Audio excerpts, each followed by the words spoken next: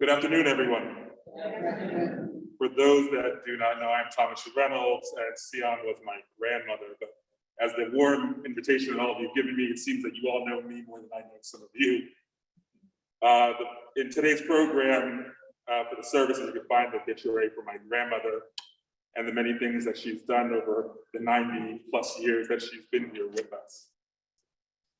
Like all good stories in our family, they start with some interesting fact about a date or a name that wasn't published right in some official document, and that does not stop short here with Ceyon.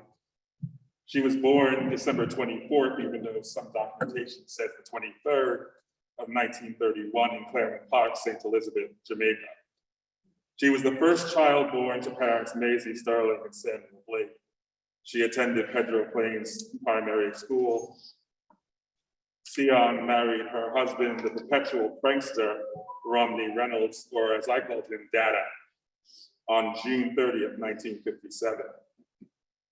For me, the union was more of one where the two would constantly be doing something to laugh through me, like when Dada would have me set up some small prank, or at me, like when Grandma decided to show me how to braid hair and let me do it with her own.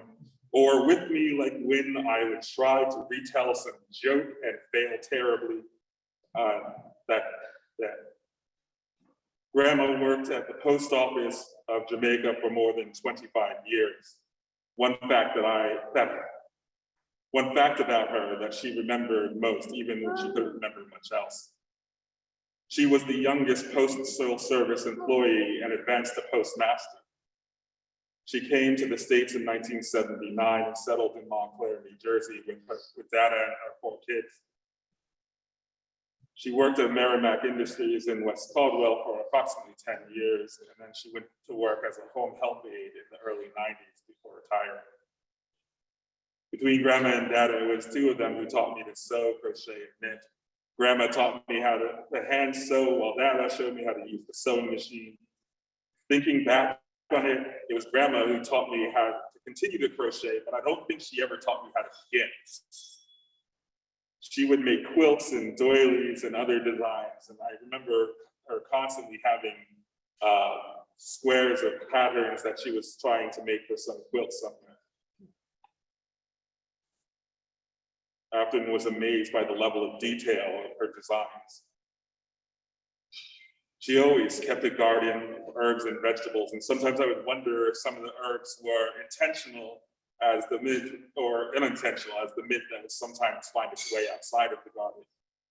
One memory I always have of her is being in the kitchen cooking, sitting in the chair next to the stove, grinding the cassava to make bami because she knew how much I loved it. She would sit there grinding and pressing the cassava and then onto the hot skillet, and when she would cook it, and she would use her bare hand to test the temperature of the skillet to see if it was hot enough for what she was going to make. One thing my grandparents had as constant and together was the church on Sundays. I cannot remember a time when we didn't go. First it was Trinity Episcopal Church, and then later here, where they both sang on the choir. And at home, Grandma would be often caught humming to herself some song, some hymn that she loved. If you know my grandmother, then you know her laugh. It was a playful giggle. Her whole body would laugh. First, her lips would grow to a giant smile. Her eyes would squint. And she would breathe in, and then the giggle would start. Her shoulders would shake. And no matter what was going on with you, even on the worst days, you would at least smile. Her laugh was infectious. I can still hear it today. Grandma leaves to mourn her passing her daughter, Valora, her sons, Michael and his wife, Lisa, Donald, or Danny, as we call him, Sandra, and his wife, Sandra, his daughter-in-law, Donna, grandchildren, myself, my wife, Amy, Michaela, who was blessed with her name as a middle name, Michaela Ceyon, and her husband, Joey Harrison, Danielle, Corey, Emma, Jordan, Ashley, Cassandra, and Elena, great-grandchildren, Sophia, who we gave the middle name Adassa, Shane, Shania, Aiden, and Kaylee, sisters Agnes Campbell, Doris Davis, Lily, and Dinah. brother Burnett Blake, stepsister Mary Burnett, Desleen Brody, and Agnes Lewis, stepbrothers Desmond Brody and William Hendricks, nieces, nephews, and a host of other relatives. She was predeceased in her death by her husband, Romney, and son, Isidore, Tom. Thank you.